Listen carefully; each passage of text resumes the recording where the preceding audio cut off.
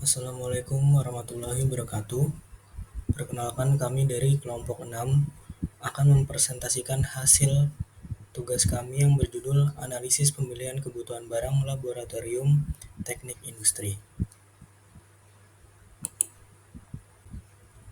Untuk anggota dari kelompok 6 sendiri itu terdiri dari Anissa Budiarti dengan NIM 211031238. Selanjutnya ada Rihan Rasya Prasetyo dengan NIM 21103124046. Lalu ada Muhammad Rezi Fahlevi dengan NIM 21103125058. Lalu yang terakhir saya sendiri, Sandi Rahmat Fatoni dengan NIM 21103127075. Baik, yang pertama ada justifikasi pemilihan barang. Revitalisasi Industri 4.0 menantang lulusan perguruan tinggi untuk tidak hanya berkarir, tetapi juga menciptakan lapangan pekerjaan baru. Kunci daya saing global adalah penerapan sistem pembelajaran inovatif dengan penyesuaian kurikulum dan peningkatan kemampuan mahasiswa dalam TI, TO, IoT, dan analisis Big Data. Melihat hal tersebut, pendirian laboratorium untuk pembelajaran desain produk sudah tepat dilakukan.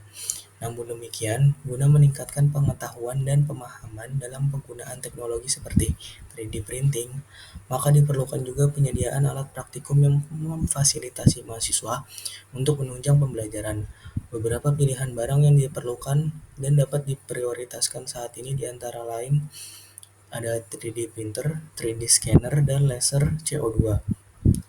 Pemanfaatan mesin 3D printing itu sendiri pada laboratorium ini akan mampu menciptakan lulusan yang kompetitif karena mendapatkan peluang untuk meningkatkan literasi teknologi atau pemahaman mengenai cara kerja sebuah mesin dan aplikasi teknologi, serta dapat meningkatkan kemampuan berkomunikasi dan penguasaan ilmu desain dalam menghadapi revolusi 4.0. Baik, berikut adalah dari salah satu contoh dari produk atau barang yang dibutuhkan oleh laboratorium dari teknik industri itu sendiri. Untuk alat ini bernama SLA-DLP 3D Printer Flash Forge Hunter Upgrade Industrial dengan spesifikasi sebagai berikut, yaitu printing size-nya dengan 120 x 67,5 di kelas 150 mm, Z-axis layer height-nya 25/50 meter, per Y-axis resolution-nya 62,5 meter, light source-nya 495 Nm LED, 3D file format STL, dan input-nya 100 sampai 240 volt, 50 sampai 60 Hz, 1 ampere. Kemudian berikut adalah rincian biaya barang laboratorium. Data di samping merupakan data biaya awal, investasi, biaya operasional, biaya maintenance, dan sejenisnya untuk barang praktikum 3D printer. Nah, selanjutnya di sini adalah rincian biaya dari barang laboratorium, di mana dari masing-masing biaya pembelian, biaya pengiriman dan biaya pemasangan, biaya laporan dan penanggung jawab, biaya utilitas, dan biaya pendapatan praktikum itu kami dapatkan dari internet. Berikut adalah sumber data dari biaya-biaya awal, investasi, biaya operasional, maintenance, dan sejenisnya untuk barang praktikum 3 dimensi tersebut. Nah, selanjutnya ini kita menghitung nilai MAR dari masing-masing. Di sini dari tabel itu ada berisi cash outflow, cash inflow, dan net cash flow. Kemudian dengan nilai N sama dengan 10 tahun dan nilai I sama dengan 6% per tahun, kita bisa mendapatkan kalau dari nilai MAR-nya itu sebesar 27%. Nah, kemudian di sini adalah analisis dari kelayakan barang 3D printernya. Nah, di sini tuh tabel ini berisi present worth, berisi ROI, dan cost benefit. Nah, berdasarkan hasil yang didapatkan, nilai benefit cost ratio atau BCR menunjukkan nilai 1,64, di mana nilainya melebihi angka 1 yang dapat dikatakan layak untuk melakukan investasi. Sementara itu, nilai present worth didapatkan sebesar Rp100.585.214, merupakan nilai positif sehingga dapat dikatakan baik. Dapatkan juga nilai return on investment atau ROI-nya itu sebesar 64,06%. Nah, setelah tadi kita udah menghitung dari biayanya, maka di sini kita akan menganalisis kelayakan barang 3D printer tersebut. Di mana berikut adalah tabel annual worth dan future worth. Berdasarkan dari tabel di atas, nilai annual worth didapatkan sebesar Rp13.666.307 merupakan nilai positif sehingga dikatakan baik. Dan berdasarkan tabel yang di bawah ini yang untuk menghitung future worth didapatkan nilai sebesar Rp180.132.799 merupakan nilai positif juga sehingga dapat dikatakan baik.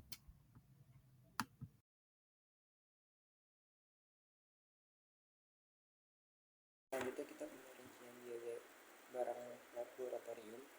Data di samping merupakan data-data biaya-biaya awal investasi, biaya operasional, maintenance, dan sejenisnya untuk barang praktikum yaitu 3D scanner. Bisa dilihat di sini ada biaya langsung personil, ada juga biaya langsung non personil, ada juga biaya tidak langsung maupun perkiraan proyeksi pendapatannya gitu. Untuk selanjutnya di sini ada sumber data dari biaya-biaya awal investasi, biaya operasional, maintenance dan sejenisnya. Untuk 3D scanner ini bisa lihat di sini ada data-data biaya pembelian, biaya pengiriman, biaya pemasangan, biaya laboratorium dan penanggung jawabnya, serta biaya utilitas juga biaya pendapatan praktikumnya. Nanti di sini kita punya perhitungan MAR dengan nilai N-nya yaitu 10 tahun dan juga nilai I-nya sebesar 6% setiap tahunnya. Berdasarkan hasil perhitungan MAR seperti tabel di samping didapatkan nilai MAR sebesar 45%. Berikutnya di sini ada tabel present worth, ROI dan juga cost benefit. Jadi berdasarkan tabel ini nilai benefit cost ratio menunjukkan nilai 1,24 dimana karena nilainya itu melebihi angka 1 maka dapat dikatakan layak untuk melakukan investasi.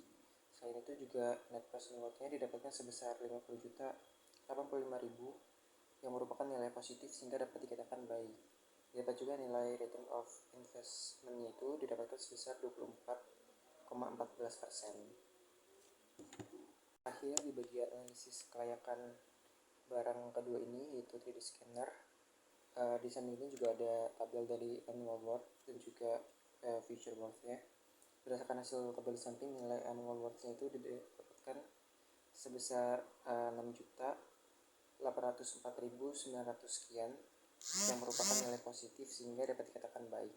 Begitu juga dengan tabel dari future worth-nya didapatkan nilai sebesar 89.694.000 yang merupakan nilai positif sehingga juga dikatakan baik gitu.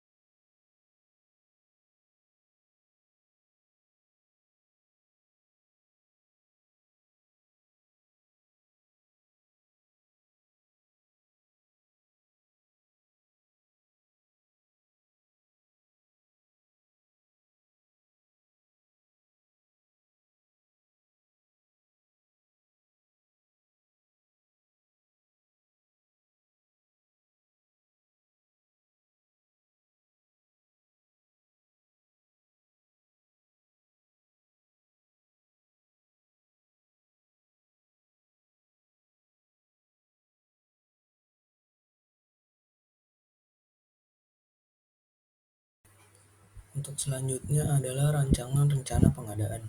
Berikut merupakan rancangan rencana pengadaan dari barang praktikum 3D printing. Yang pertama itu ada biaya langsung personelnya, dengan total biaya langsung personelnya Rp3.200.000. Yang kedua ada biaya langsung non personelnya, dengan total biaya langsung non personel itu Rp272.537.000. Selanjutnya ada biaya tidak langsung dengan total biaya langsung personelnya itu Rp7.202.351.52, dengan total biaya keseluruhannya Rp282.940.151.52. Lalu untuk proyeksi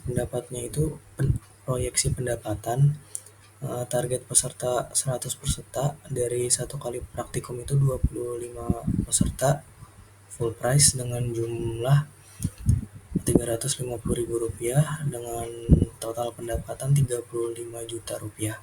Lalu untuk selanjutnya itu ada target peserta 150 peserta dengan tiap praktikumnya itu 50 peserta full price dengan jumlah Rp350.000 dengan total pendapatan Rp52.500.000.